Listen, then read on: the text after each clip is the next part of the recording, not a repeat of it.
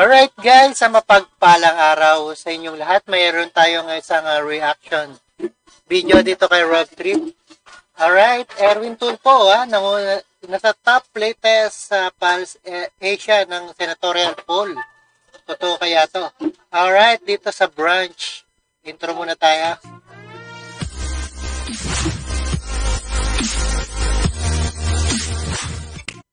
Alright guys, Erwin Tulfo, the latest Pulse Asia sa kanyang senatorial reference survey. Alright, panoorin po natin and followed by former Senate President Tito Sotto.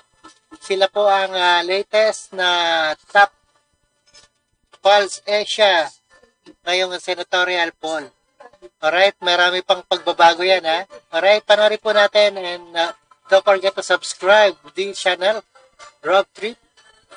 Alright? Are we going to see veteran politicians and members of political dynasties as our new senators next year? If we are going to conduct the elections today, that is going to be the case. Based on the latest Pulse Asia survey conducted from November 26 to December 3, the top 10 senators are mostly coming from the administration slate. Alright, sila po ang nangunguna. Ayan, nangunguna si Erwin Tulfo sa survey ng Pulse Asia. Alright? ACT-CIS Representative Erwin Tulfo is the leading senatorial candidate with... Alright, 62.2%, 59.2%. Pangalawa si Tito Sotto. Una si Erwin Tulfo, 62.2% and 54.7% naman tong si Bongo. At political dynasty pa rin itong si Ben Tulfo nasa 52.7%. Alright? 2%. He is followed by former Senate President Tito Sotto, Senator Bongo, and broadcast journalist Ben Tulfo. Yan po ang survey November 26 to December 3.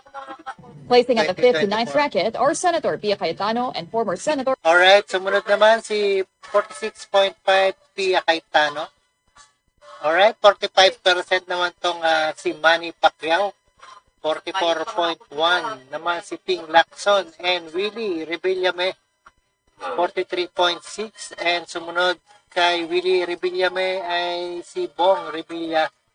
Pumasok pa si Bong Revilla, 43.5%. Manny Pacquiao.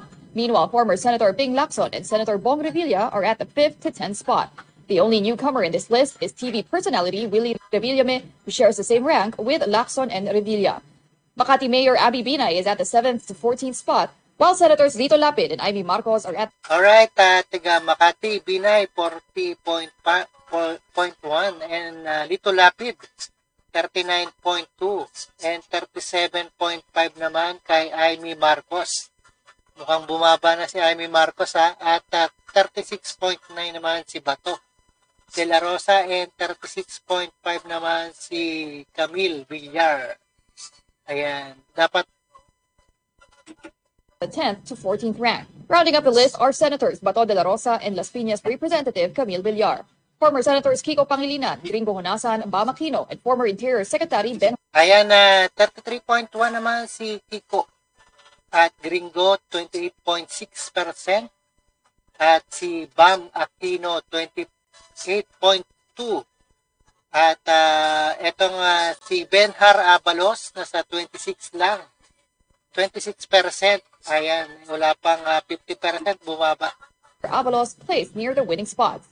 Compared to the September 6 to 13 survey, Villar, Lapid, Go, Pacquiao, and Pangilinan enjoyed the biggest gains. If these are also the winning senators, there will be 6 incumbent lawmakers, 3 returning senators, 2 from local government, and 3 Tulfos on the Senate floor.